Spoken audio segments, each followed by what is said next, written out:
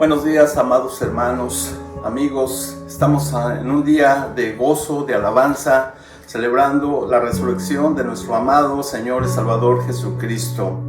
Es un buen día para agradecer. Y ¿por qué no comenzar con una oración antes de escuchar la hermosa palabra del Señor? Amén. Padre amado, gracias, Señor, por este tiempo que tenemos de gran gozo, Señor, al ver esa tumba vacía que has vencido. Y ahora, Padre, nosotros tenemos esperanza viva de que tú vives y, Señor, esa victoria, ahí, Padre, derrotaste la muerte y ahora nosotros tenemos gozo, tenemos alegría, Padre amado, porque vemos cómo eres el gran Rey, Señor, que prometió y así como prometió, cumplió. Gracias, mi Dios, por tu palabra. Permite que tus hijos, Padre amado, tengan este gozo, Señor. Y Padre, que tu palabra bendiga nuestros corazones en esta hermosa mañana de resurrección. Bendecimos tu nombre y glorificamos tu nombre. En el nombre de tu amado Hijo Jesús. Amén. Y amén. El tema de hoy se llama la destrucción de la muerte por medio de la resurrección de nuestro Señor Jesucristo. Amén. Es un tema poderoso donde es el centro de nuestra fe cristiana. Nosotros como hijos de Dios es una de las bases principales en nuestra doctrina, en nuestra enseñanza, la resurrección de Jesucristo. Y hasta hoy día la iglesia sigue profesando bajo esa fe de que Jesús resucitó. No quedó en la tumba, ahora vive y está sentado a la diestra del Dios Padre, intercediendo por ti y por mí. Amén. Hoy es un día donde este gran evento nos llena de gozo, nos llena de alegría, nos llena de pasión para servir al Señor con mucha más entrega. Y bueno, la resurrección de Jesucristo vino a poner un punto final. Dice la palabra, al que tenía el imperio y el poder, la potestad de la muerte. Jesucristo fue el que vino a ponerle un fin a esa maldición, a ese problema que tenemos como humanidad, donde Jesús pudo vencer. Dice el libro de Hebreos en su capítulo 2, versículo 14, así por cuanto los hijos participaron de carne y sangre, él también participó de lo mismo para destruir por medio de la muerte al que tenía el imperio de la muerte. Este es el diablo.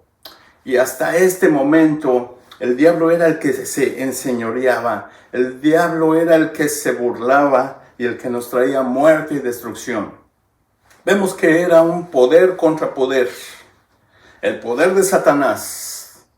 Y ahí el poder de Satanás nos traía desánimo, nos traía derrota, nos traía desilusión, dolor y muerte. Pero vemos el poder de la resurrección que nos vino a traer ánimo, nos vino a traer perseverancia, nos vino a traer sanidad y nos vino a traer vida eterna. Victoria a través de Jesucristo. Qué bendito sea el nombre del Señor. Cuando el diablo llevó a Jesucristo a la cruz, ahí él se burlaba, él pensaba que había vencido. Él creía que había derrotado a Jesucristo y se mofaba y decía muchas cosas en los labios de los que por ahí pasaban. Como ejemplo de esto tenemos esta escritura en Mateo capítulo 27, versículo del 39 al 40. Ve lo que dicen estas palabras. Y los que pasaban le injuriaban meneando la cabeza y diciendo, tú que derribas el templo y en 3 días lo reedificas, sálvate a ti mismo si eres el Hijo de Dios, desciende de la cruz. Y ahí el diablo se gozaba, mira cómo te tengo, yo he vencido, yo soy el que gana. Y ahí cuando pusieron el cuerpo de Jesús en el sepulcro, trataron de asegurarse de que por nada pudiera salir y volver a la vida. Cuando quedó asegurado en ese lugar. Ve lo que dice en el Evangelio de Mateo, capítulo 27, del verso 62 al 66. Dice ahí y narra que los escribas, los fariseos, los sacerdotes, fueron a Pilato y le rogaron diciendo que pues iban a venir los discípulos, iban a hurtar el cuerpo del Señor. Y para evitar eso, tenía que él poner una guardia, asegurar el lugar. Vean lo que dice este hermoso evangelio. Verso 62, capítulo 27 del evangelio según Mateo, al 66. Al día siguiente, que es después de la preparación, se reunieron los principales sacerdotes y los fariseos ante Pilato. Este día siguiente, después de la preparación, es ya un día sábado, donde hicieron esta junta y fueron ante Pilato a pedir esto. Verso 63, diciendo: Señor, nos acordamos que aquel engañador dijo: viviendo aún, después de 3 días resucitaré. Manda pues que se asegure el sepulcro hasta el 3er día, no sea que vengan sus discípulos de noche y lo hurten y digan al pueblo: resucitó entre los muertos, y será el postrer error peor que el primero. Y Pilato les dijo: ahí tenéis una guardia, id a asegurarlo como sabéis. Entonces ellos fueron y aseguraron el sepulcro, sellando la piedra y poniendo la guardia. Satanás con sus secuaces, Pilato, los principales sacerdotes, ¿verdad? Y además pidieron que los guardias quedaran allí resguardando el sepulcro. Pensó: no hay forma de que Jesús vuelva a la vida. Es imposible. Y ahí quedó como ejemplo una gran roca pesada, un sello que llevaba, ¿verdad?, el anillo de la autoridad del gobernador. Nadie podía quebrar ese sello. Y además una guardia. Dicen los estudiosos que esa guardia era alrededor de 16 soldados romanos. Y estos soldados eran los mejores entrenados, especializados para esas tareas de seguridad cuando iban resguardando a algún gobernante o cuando se trataba de resguardar un lugar. Tenían que ser los mejores guardias. Dicen los estudiosos que aún para llegar a ese nivel tenían que entrenar por alrededor de 5 años. Y realmente ellos eran los verdaderos Terminators. Eran gente fuerte y estaban verdaderamente equipados con un gran escudo redondo para poder repeler, ¿verdad?, contrarrestar algunos manifestantes. Y además de eso tenían una muñequera, que en su muñequera tenían escondida una daga.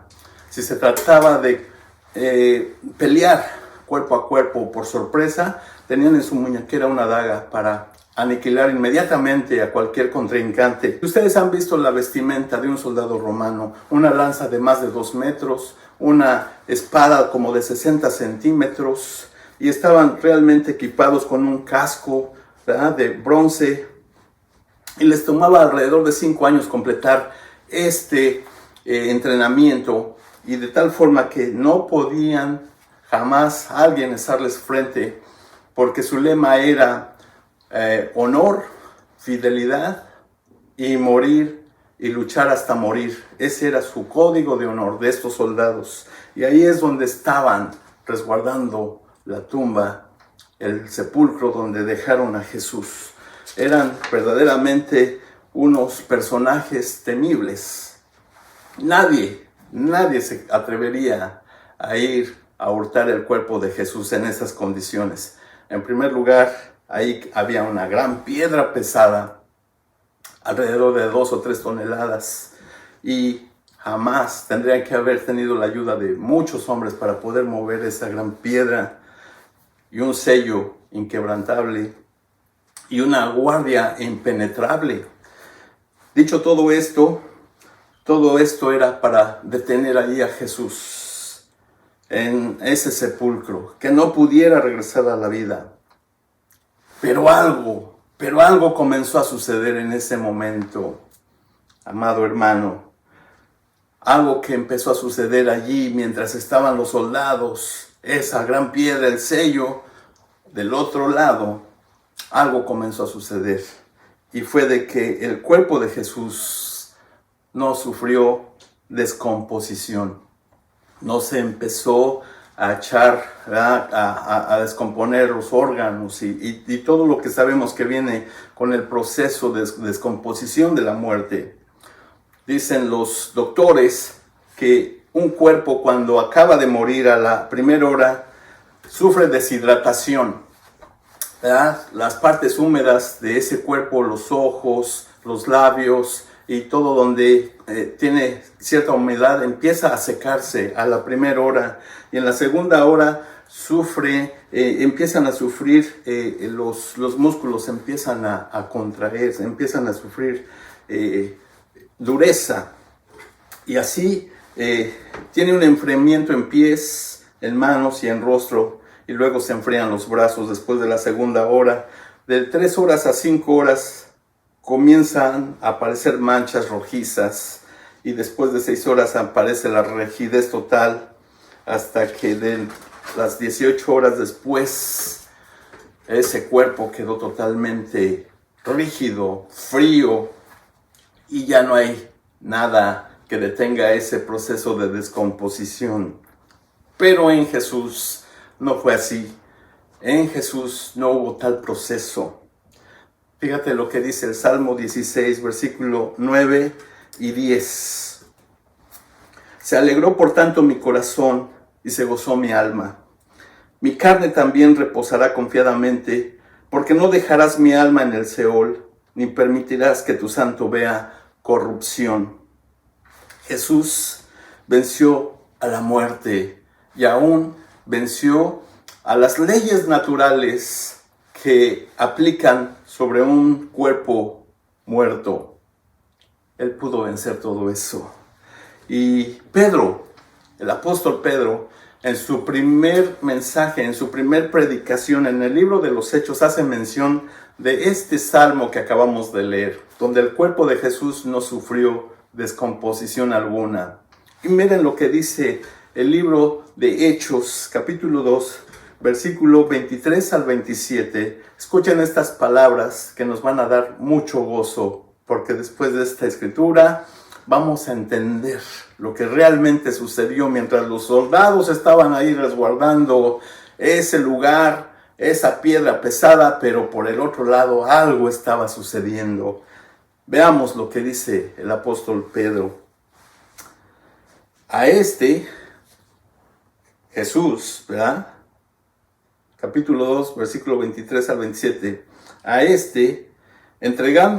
entregado por el determinado consejo y anticipado conocimiento de Dios, prendisteis y matasteis por manos de inicuos, crucificándole, al cual Dios levantó, sueltos los dolores de la muerte, por cuanto era imposible que fuese retenido por ella. Porque David dice de él: veía al Señor siempre delante de mí, porque está a mi diestra, no seré conmovido. Por lo cual mi corazón se alegró y se gozó mi alma, y aún mi carne descansará en esperanza, porque no dejarás mi alma en el Hades, ni permitirás que tu santo vea corrupción. En el Salmo 22, ahí se refiere al Seol, mientras que en el Nuevo Testamento, acordémonos, ahí ya era el griego en donde se escribieron estas palabras y por lo tanto era Hades, pero está diciendo del mismo lugar. Dice: por tanto no dejarás mi alma en el Hades, ni permitirás que tu santo vea corrupción. Allí Pedro está diciéndonos esto, refiriéndose en el Salmo que acabábamos de leer, que era una profecía y una promesa que aplicaba para Jesucristo, donde él no vería corrupción. Es decir, no iniciaría este proceso de descomposición en su cuerpo. Pero hay algo más interesante. Volviendo al verso 24, dice: al cual Dios levantó, sueltos los dolores de la muerte. Sueltos los dolores de la muerte. Esa palabra sueltos en griego, fíjate lo que dice sueltos, es una palabra que dice lisos en griego. Y esa palabra significa desatar, liberar, romper, destruir. Entonces tenemos ahí a Dios trabajando en el cuerpo de Jesús, desatando, liberando, rompiendo y destruyendo los lazos de la muerte. Bendito sea el Señor, bendito sea el Dios Todopoderoso. ¿Quién lo pudo hacer sino solamente Dios? Desatando, destruyendo al que tenía el imperio de la muerte.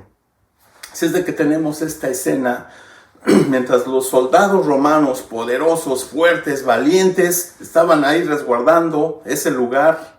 Nadie se atrevía a venir ni acercarse. La piedra totalmente ahí bloqueando, pesadísima, y además un sello.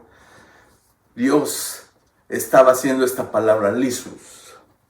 Estaba desatando las ataduras. Estaba liberando ese cuerpo que quedó allí. Y estaba rompiendo y destruyendo las cadenas de la muerte. ¡Qué poderoso! El Dios que nos ama, por amor a ti, por amor a mí, destruyendo esta maldición de la muerte. Pero ahora observemos cómo lo narra nuestro amado hermano Juan, el apóstol Juan, en Juan capítulo 20, versículos del 1 al 10. Y ahora vamos a ver lo que dice Pedro, cómo lo relata Juan, porque fueron los dos que estuvieron de todos los discípulos en ese lugar, los primeros que llegaron, claro, a través de otras mujeres que habían llegado ahí primero. Pero bien lo que dice el capítulo 20, versículo del 1 al 10, no vamos a ir todo este pasaje para ahorrar un poquito de tiempo, pero el verso 4 nos dice, es el relato cuando llegan unas mujeres a la tumba, al sepulcro, y lo ven abierto, y entran y ven y no ven a nadie, corren a avisarle a los apóstoles. Estaba ahí Pedro y Juan, y dicen los primeros versículos que corrieron, y uno corrió más rápido que el otro, que es Juan, llegando allí primeramente antes que Pedro. Y el verso 4 dice ahí, pero el otro discípulo corrió más que Pedro y llegó primero al sepulcro. Verso 5, y bajando a mirar, vio los lienzos puestos allí, pero no entró. Luego llegó Simón Pedro tras él, y entró en el sepulcro, y vio los lienzos puestos allí, y el sudario que había estado sobre la cabeza de Jesús, no puesto con los lienzos, sino enrollado en un lugar aparte. Aquí tenemos a los dos discípulos. Primeramente dice que llega Juan, entra ahí, pero solamente ve y no entra. Y luego viene Pedro y entra. ¿Y qué es lo que empieza a observar? Porque ya conocemos a Pedro, lo hemos visto en otros mensajes, que él era arrojado, curioso, el primero que hablaba. Él no se quería quedar con la segunda versión de segunda mano. Él quería verlo por sus propios ojos, y vio y entró, y dice que vio ahí los lienzos, allí. Y por el otro lado estaba el manto donde había estado en la cabeza de Jesús, enrollado, dejado en un lugar aparte. Cuando está viendo Pedro esta escena, está simplemente viendo lo que sucedió con ese Salmo 22. Ese Salmo 10. Está viendo lo que sucedió en ese Salmo 10, que el cuerpo de Jesús no vio corrupción. ¿Y qué fue lo que vio Pedro? ¿Qué es lo que encontró a Jesús ahí? Dice ahí que vio los lienzos. Aquí por espacio no podemos ver todo el modelo completo, pero los lienzos estaban así, suaves. Cuando vemos que allí en el libro de Juan dice que vino, ¿verdad?, José de Arimatea y Nicodemo con alrededor de más de 30 kilos de especies aromáticas, ¿verdad?, ungüentos con incienso y demás, para ponerlo, para evitar ese mal olor de los cuerpos que sueltan. Y además el proceso que ellos usaban es que esto se empezaba a hacer tieso, de tal forma de que no permitiera que salieran los gases y todo lo que aplica a un cuerpo en descomposición. Pero en el caso de Jesús esto no sucedió, y encontraron los lienzos aún suaves, sin empezar ese proceso de descomposición. de dureza, no se endurecieron y estuvieron suaves todavía. Y además dice que ese lugar, el sudario donde lo habían puesto en la cabeza de Jesús, lo encontró enrollado así por otro lado. Esto es lo que estaba sucediendo mientras los guardias estaban allí del otro lado, resguardando ese lugar, ese sepulcro. Por el otro lado Jesús hasta se dio el tiempo de enrollar ese sudario que había estado sobre su cabeza. Bendito sea su nombre. Y además no estaba en ese proceso de dureza y de fetidad, olor fétido. No, porque el cuerpo de Jesús no sufrió descomposición. En conclusión, amado de Dios, momentos antes de este pasaje que estamos viendo, porque esto fue el día de la resurrección, ¿verdad? Momentos antes, narra el Evangelio según San Mateo, capítulo 28, verso 2 al 4, que hubo un terremoto, porque un ángel del Señor descendió del cielo, llegando, removió la piedra y se sentó sobre ella.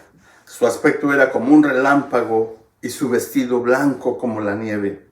Y de miedo de él los guardias también se quedaron como muertos. Esos poderosos guardias, esos hombres temibles, diestros en la batalla, dice ahí que se quedaron, empezaron a temblar y se quedaron como muertos al ver el poderío, la majestuosidad de este poderoso ángel. Se quedaron como muertos. Imagínate, si esto es con el ángel, ¿qué no iba a ser con el Rey de Reyes y Señor de Señores, nuestro poderoso llamado Salvador Jesucristo? En conclusión, amado de Dios, mientras con la resurrección de Jesucristo vemos, en primer lugar, que el Señor no vio corrupción.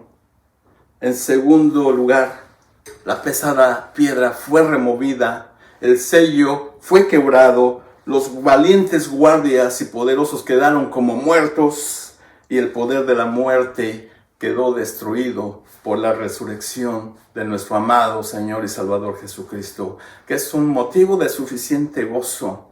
Pero ahora, ¿qué hacemos con este poderoso mensaje? ¿Cómo lo atesoramos en nuestra vida? ¿Con gratitud, con fe, con esperanza? ¿O solamente como un día más, un domingo más, un mensaje más? Amado, te invito a que reconozcamos lo que el Señor hizo por amor en la cruz, pero también al tercer día resucitó. Y si tú no has entregado tu vida totalmente en obediencia, en comunión con el Señor, este es un buen día para hacerlo. ¿Por qué no? Es un buen día para reconocer lo que Jesús hizo por ti y que te está dando la prueba indubitable, porque es así como lo dice el libro de los Hechos, que se presentó con muchas pruebas indubitables de que Él vivía y de que Él volvió y les estuvo enseñando todavía más por 40 días ahí en el capítulo 1 del libro de los Hechos. Es hermoso ver los testimonios, todo lo que la palabra dice cuando Jesús vino nuevamente después de la muerte, después del tercer día, y se presentó vivo con muchas pruebas indubitables. Bendito sea su nombre. ¿Quién lo pudo hacer? Solamente esto, sino el poder de Dios. Y ahí dejó vencido a ese enemigo poderoso que teníamos, pero más poderoso es Dios, que venció a la muerte. Y mientras el diablo, el enemigo, te quiere traer pena, dolor, destrucción, es por eso que nosotros sostenemos, pero mayor es Jesucristo, que está contigo y conmigo hasta que Él venga. Te invito a seguir confiando en el Señor. Y nada, dice el libro de Romanos, nada de lo que hay en esta vida creada nos podrá apartar de su gran amor. Amén. Oremos. Padre amado, gracias por tu palabra. Gracias, Señor, por este poderoso mensaje de amor, de fe, donde vemos a Jesucristo resucitado, donde vemos a nuestro gran Dios y Señor Salvador vivo, y no quedaste en la cruz como en algunos lugares está ahí todavía crucificado.